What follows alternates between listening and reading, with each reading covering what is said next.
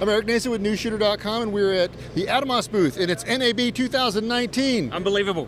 Unbelievable. We're here again. We're here again. Seems like yesterday we were talking. Absolutely. And of course, this is Jeromy Young with Atomos. Yep.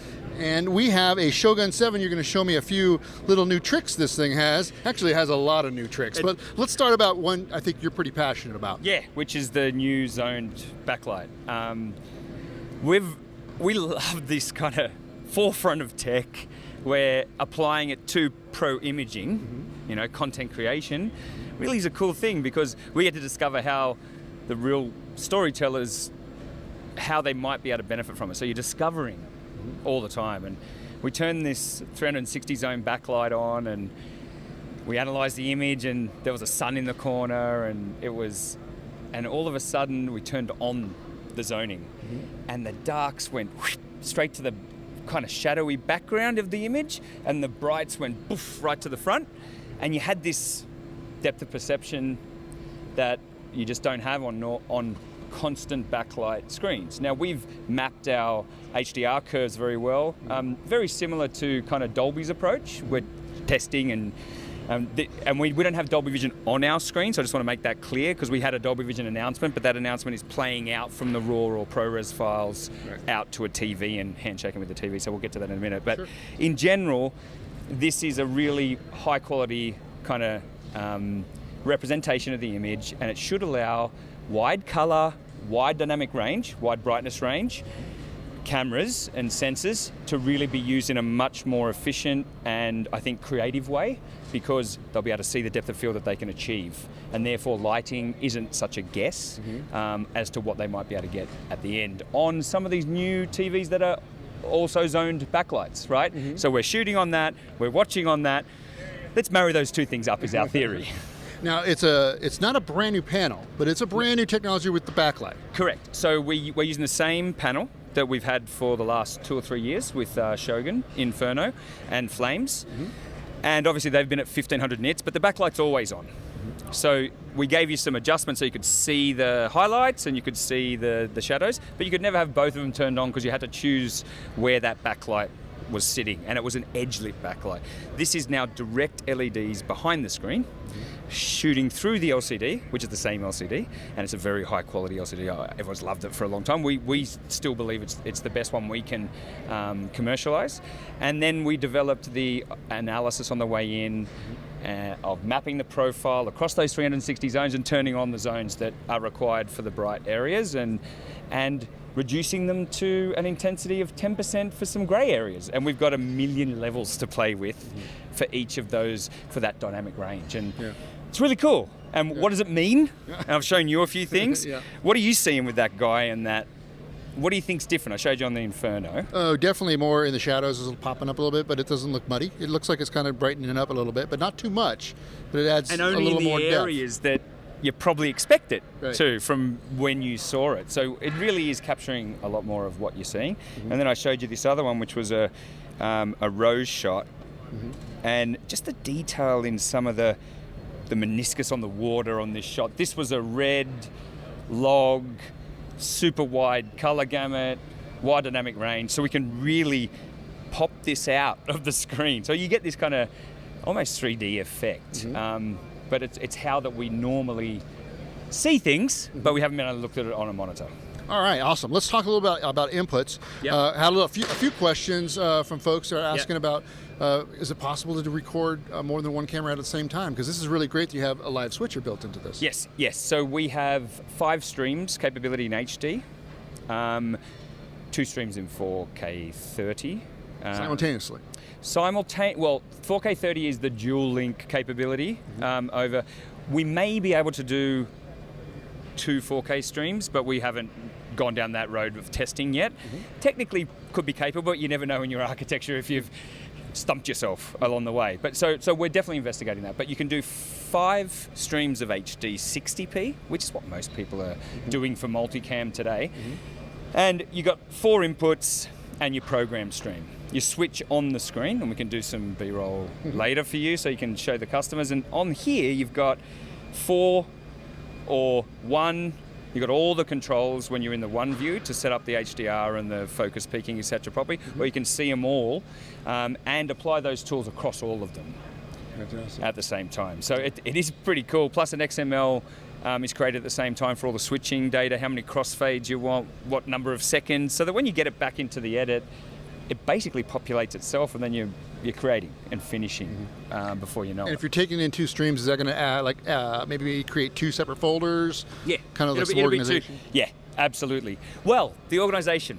The organization is really going to be done by the metadata inside the ProRes raw file. We've increased the number of metadata positions. We estimate that we can probably insert something like 20 to 25,000 different pieces of metadata.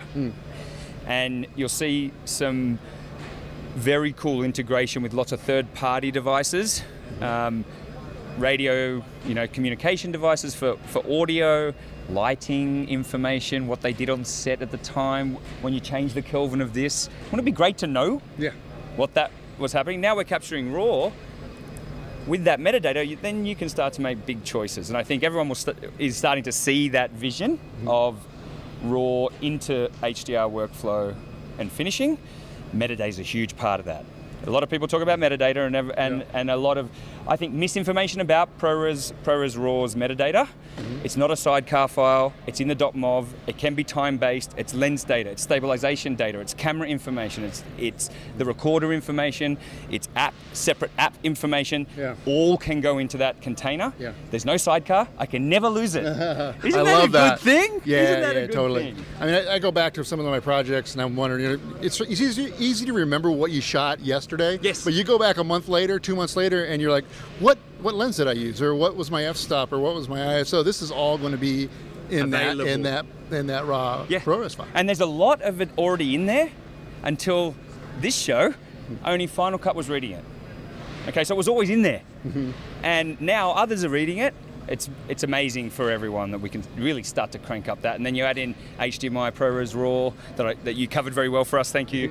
That we're really pumping here. We're going to be showing customers, and that ecosystem is growing. You saw my press release. I expect 20 plus ProRes RAW capable cameras to our devices within a year.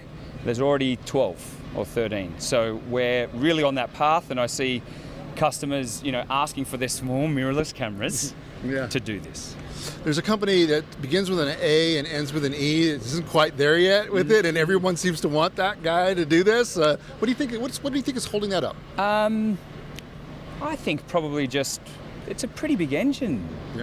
The Creative Cloud Suite is super popular for them, but it's also a lot of iterations of code bases. I think I can see from external that there's been a lot of front-end changes, but probably not a lot of engine changes in those apps.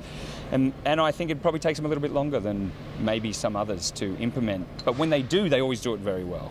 So I don't see a big barrier at all to ProRes RAW becoming an Adobe format. I'm gunning for it. I'm making phone calls every week. I'll bet. The whispers are good, I believe. I don't have any concrete information, but some of the things we've been involved in recently would indicate that is the direction that they're probably going to take. We should get the users screaming a bit. Yeah, but they already are. I mean, people are. You mentioned ProRes RAW, and they immediately talk about Premiere. I want it on Premiere. I want it on After Effects. And me too. So I think they'll do it. I mean, that's just a weight of. It's like the camera makers. A few years they can ignore external recorders. A lot of people still sit there and go, I don't know whether you need them. But we're adding a lot of value other than the recording bit, as well as the recording bit. So that's where we can really, I think, add value for the customers. And just like the camera makers, I think the software makers will. What's the downside to supporting what is a reasonable percentage of customers in the world doing content creation? Even if it's 5 or 10%. I don't know what it is, but we know we've sold tens of thousands of units over the last year, and they're all pretty happy, and they're all using Final Cut probably to do a bit, maybe the documentary stuff, the metadata stuff. They are transcoding to other things in the middle. Right. And as that ecosystem improves, they don't have to do that anymore. Right. So that just makes it easier. Yeah. All right, let's get back on track. Okay. I went on that ProRes You went on the run, ProRes and boy, that's a whole new video in itself. Yeah. That's right. That's the 80% of the market of raw that we'll have in the next year and a half. Then we should cover it then, maybe. We'll say why we got there, how we did it. Exactly. All right, so how about performance-wise, the battery life, the fan? Is it very similar to to the Inferno, but probably a little bit more power efficient, mainly because you're turning zones off. So the backlight isn't full. There's more LEDs, so there's some trade-off there. But in general, you're probably around the same or less time as the Inferno. Intel have a saying. They say, tick and tock. Don't tick-tock at the same time. You do one and then the other. And they learnt that from doing CPU architecture changes at the same time as silicon changes, node-based changes. And when you get both of those together, big chance of screwing up. When you do one by themselves, you'll see that it's easier to get to market, and you usually get it right on timing. So Shogun 7 is a level up on Inferno. It is the screen that leveled up, the connections that leveled up into it. The operating system is exactly the same with just some extra features. So it's a true evolution of the product, which means you can really trust that all that code base is all the same as Inferno, except for the new stuff of the analyzing of the zones and the 4 inputs like a Sumo. Yeah. But that's taken from the Sumo. And the Sumo's getting the switching too. Yeah, I was as just well going to as the ask 5 you. records as well. Yeah. Sorry. We tried hard to get it out. Asynchronous wasn't easy. Yeah. I now know why some companies like Grass Valley, Ross, and those guys have a business. Yeah. But we're a computer tech company playing in imaging. Right. I think people need to understand that. So we're just going to eat as many functions as possible. It's not I guess an attack on other people. It's just like we can do it. Right. And we can go faster. So we want to offer that to customers. Are we going to see the new OS in former models of your monitors? We could. It's obviously icon changes and things. Yeah. If customers really want that, what I'm thinking is maybe a mode. Because I know I still like using my Inferno. Yeah. But when I had color graders and more color science guys with RAW come in, they go, well, can you dumb down that UI a little bit, desaturate it? Because it's playing with my image. I'm like, what are you talking about? That's very easy, play. But it was a different approach. So we kind of went halfway. We desaturated it a lot so that you could still see the image really well, but we kept a little bit of the color so that you can easily find the function. So those things are kind of super important. I'd be really happy to, at the end of this post, find out exactly what customers are thinking with an Inferno. Do they want the option of the new UI, which you can see on the Shogun 7 here and definitely on the Ninja 5? Or does it not matter and they'll keep it the way it is? So I'm happy to do either. I think an option would be good. Just so that people like me can stay in the old world, and if you want the new UI, you can grab it. You guys have a pretty sizable lineup. I mean, are you seeing maybe kind of like shrinking it down to just a few monitor recorders? Yeah, well, you're already seeing that, right? So flames are gone, right?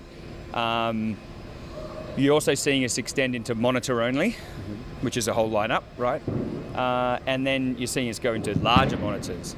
So I think as you go up in size, there's probably real reasons to stick there. I think you only need one 7-inch in the end, and you probably need one 5-inch in the monitor recorder range, and then go up into the larger ones where you got gaffers doing 17s. We put the 19 in there, but they're like 2 inches smaller, please. It's like, okay, we'll go for that soon, right? Next generation. So we're learning as well how people are going to be using it. But the Shinobi SDI all make sense, right? 5-inch. Ninja 5, obviously, with the expansion ports, and we'll grab that in a second. And then as you go up into Shogun and larger monitors, then you're probably more into the top end of pro video, into the bottom end of entertainment production, and you're starting to get into those bigger heavy lifters. So we expect that and we know that each one of those customers in that heavy lifting environment has their own special requirements. The gaffer has his requirement, the top end guys. So that's our target. As that's booming, we want to insert products into it. All right. Hey, great stuff, Jeromy. Thanks a lot. Appreciate it. Thanks, man.